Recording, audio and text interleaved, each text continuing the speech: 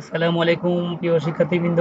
বাংলাদেশ কারিগরি শিক্ষা বোর্ডের ডিপ্লোমা ইঞ্জিনিয়ারিং তৃতীয় পর্ব সমাপনী পরীক্ষা 2022 এর কম্পিউটার সায়েন্স এন্ড টেকনোলজির অ্যাপ্লিকেশন ডেভেলপমেন্ট ইউজিং পাইথন বিষয়টি 11/7/2023 তারিখে সকালবেলা পরীক্ষা হয়েছে। পরীক্ষার কোশ্চেনের তো আশা করি তোমরা ভালো পরীক্ষা দিয়েছো। তো আমি এরপরেও তোমাদের কোশ্চেনগুলি একটু উত্তর কি হতে পারে সম্ভাব্য সেগুলি আমি বলে যাচ্ছি, তোমরা মিলিয়ে নিও। কারণ তোমাদের প্রোগ্রামিং এর সাবজেক্ট কেবল শুরু। গত সেমিস্টারে পাইথন প্রোগ্রামিং পড়েছো, এই সেমিস্টারে basic application development using Python. এছাড়াও সামনের ফোর্থ সেমিস্টারে আছে প্রোগ্রামিং জাভা, জাভা ওপি ল্যাঙ্গুয়েজ, অর্থাৎ এই বিষয়গুলি বরাবরই আসবে। প্রোগ্রামিং ল্যাঙ্গুয়েজ মানে এই টার্মগুলি বরাবরই আসবে। তো আমাদের পরীক্ষা প্রশ্নে 1 নম্বর প্রশ্ন ছিল পাইথন কোন লেভেলের প্রোগ্রামিং ল্যাঙ্গুয়েজ। এটা উত্তর হবে Python object oriented high level programming language, অর্থাৎ হাই লেভেল প্রোগ্রামিং ল্যাঙ্গুয়েজ এবং object oriented programming language. Function ও ফাংশন আর্গুমেন্টস কি? 2 নম্বর প্রশ্ন ছিল। ফাংশন হচ্ছে কোনো একটি প্রোগ্রামের কোড ব্লক বা কোডের একক ইউনিট যা কোনো নামের অধীনে ডেট কিওয়ার্ডের মাধ্যমে ডিফাইন করা হয়। যখন ফাংশন কল করা হয় তখনই মূলত এটি রান করে। ফাংশন আর্গুমেন্ট কি? ফাংশন যখন কল করা হয় তখন ফাংশনের প্যারেন্থেসিসের মধ্যে যে নাম্বার দেওয়া হয়, যে ভেরিয়েবল বা ভ্যালু দেওয়া হয় তাকে বলা হয় ফাংশন আর্গুমেন্টস। মেথড কি?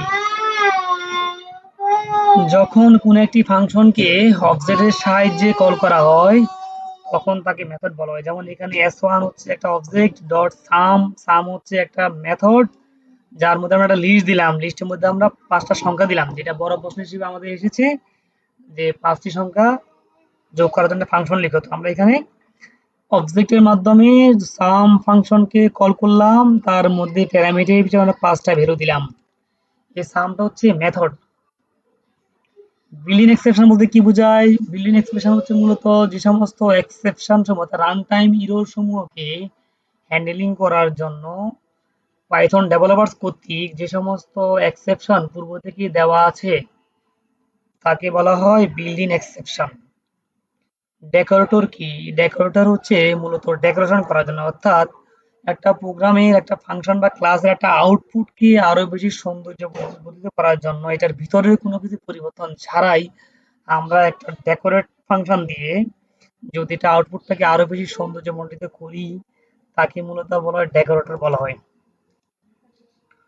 পলিমরফিজম বলতে কি বোঝায়? এটা মোস্ট ইম্পর্টেন্ট ওপি প্রশ্নে অতি বরাবরই থাকবে। পলিমরফিজম মানে বহুরূপ, অর্থাৎ যখন একটি ফাংশন বা অবজেক্ট এই একই নামের ফাংশন বা অবজেক্ট বিভিন্ন সময় বিভিন্ন কাজ করে তাকে বলা হয় পলিমরফিজম। ক্লাসের সিনট্যাক্স কি? ক্লাসের সিনট্যাক্স হচ্ছে ক্লাস কিওয়ার্ড স্পেস ক্লাসের নাম কোলন এরপরে বডি অফ ক্লাস অথবা কোড ব্লক অফ ক্লাস, যেখানে ইন্ডেন্টেশনের মাধ্যমে লিখতে হবে। মেটা ক্যারেক্টার কি?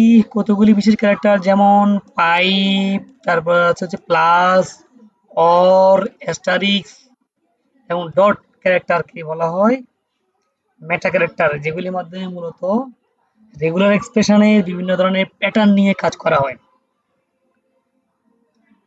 9 নম্বর প্রশ্ন ছিল 4টি ফাইল অপারেশনের নাম লেখো। 4টি ফাইল অপারেশনের নাম ফাইল অপারেশন সংজ্ঞার মধ্যে আছে ফাইল ক্রিয়েট করা, ফাইল রাইট করা, ফাইল রিড করা, ফাইল ক্লোজ করা। এটা হচ্ছে 4টি ফাইল অপারেশনের নাম। 10 নাম্বার প্রশ্ন হচ্ছে ডিস্ট্রাক্টর মেথড কি? ডিস্ট্রাক্টর মেথড হচ্ছে মূলত কনস্ট্রাক্টর মেথডের মাধ্যমে যখন কোনো অবজেক্টকে রেফার করা হয় আর অবজেক্টের ইনস্ট্যান্স তৈরি হয়, অবজেক্টের মেমরি সমূহ খালি করার জন্য, ডিলিট করার জন্য ডিস্ট্রাক্টর মেথড ব্যবহার করা হয়। সাধারণত ডাবল আন্ডারস্কোর ডেল আন্ডারস্কোর, অর্থাৎ এটাকে বলা হয় ডিস্ট্রাক্টর মেথড। ডেল মেথডকে মূলত ডিস্ট্রাক্টর মেথড বলা হয়, যার কাজ হচ্ছে অবজেক্টের ব্যবহৃত মেমরি সমূহকে খালি করে দেওয়া, রিলিজ করে দেওয়া, গার্বেজ কালেকশনের জন্য এটা ব্যবহার করা হয়। তো আমাদের অতি সংক্ষিপ্ত প্রশ্নের উত্তর এগুলি, তোমরা মিলে নিতে পারো এবং ভবিষ্যতে অন্যান্য পরীক্ষার বিষয়গুলি রাখবে। সকলকে ধন্যবাদ।